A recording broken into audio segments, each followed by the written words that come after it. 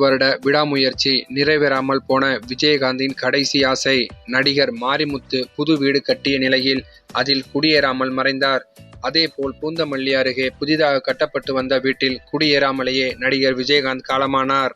இது ரசிகர்களிடையே பெரும் சோகத்தை ஏற்படுத்தி உள்ளது. தேமுதிக தலைவர் விஜயகாந்த் சென்னை விருகம்பாக்கத்தில் உள்ள வீட்டில் குடும்பத்துடன் வசித்து வந்தார்.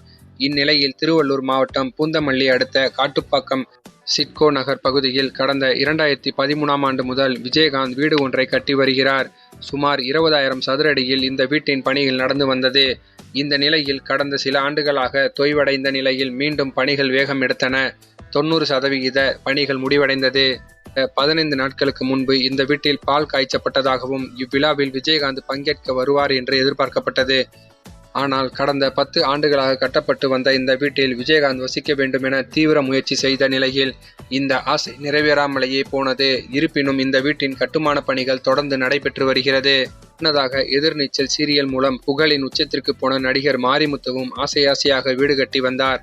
அந்த வீட்டிற்குள் குடியேறும் முன்பே அவர் மாரடைப்பால் அகால மரணம் அடைந்தார். அதேபோல் தான் புதிய வீட்டில் குடியேறும் முன்பே விஜயகாந்த் இறந்து போனது பெரும் சோகத்தை ஏற்படுத்தியுள்ளது. நடிகரும் தேமுதிக கட்சி தலைவருமான விஜயகாந்த் சில ஆண்டுகளாகவே உடல் நலக்குறைவால் பாதிக்கப்பட்டிருந்தார்.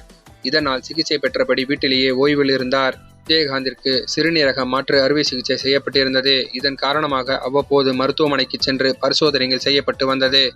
வீட்டில் ஓய்வில் இருந்த விஜயகாந்திற்கு இருமல், காய்ச்சல், சளி தொந்தரவுகள் ஏற்பட்டது. இதையடுத்து கடந்த மாதம் 18ஆம் தேதி சென்னை கிண்டியை அடுத்த மணப்பாக்கத்தில் உள்ள மியாட் மருத்துவமனையில் சிகிச்சைக்காக அனுமதிக்கப்பட்டார்.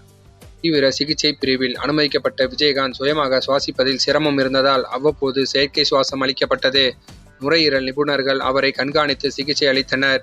தொடர்ந்து உடல்நிலையில் நல்ல முன்னேற்றம் ஏற்பட்டதால் மருத்துவமனையில் இருந்து கடந்த டிசம்பர் 12ஆம் தேதி தான் விஜயகாந்த் வீடு திரும்பியிருந்தார். இந்த செவ்வாய்க்கிழமை விஜயகாந்த் மருத்துவமனையில் மீண்டும் அனுமதிக்கப்பட்டார். இந்நிலையில் இன்று காலை விஜயகாந்திற்கு கொரோனா உறுதி செய்யப்பட்டது. வெண்டிலேட்டர் உதவியுடன் அவருக்கு சிகிச்சை மேற்கொள்ளப்பட்டு வந்தது. இந்நிலையில் சிகிச்சை பலனின்றி விஜயகாந்த் இன்று காலை 6 மணி அளவில் உயிரிழந்தார். விஜயகாந்த் மறைவிற்கு பலரும் இரங்கல் தெரிவித்து வருகிறார்கள். அவரது ரசிகர்கள் கண்ணீர் மல்க அஞ்சலி செலுத்தி வருகிறார்கள்.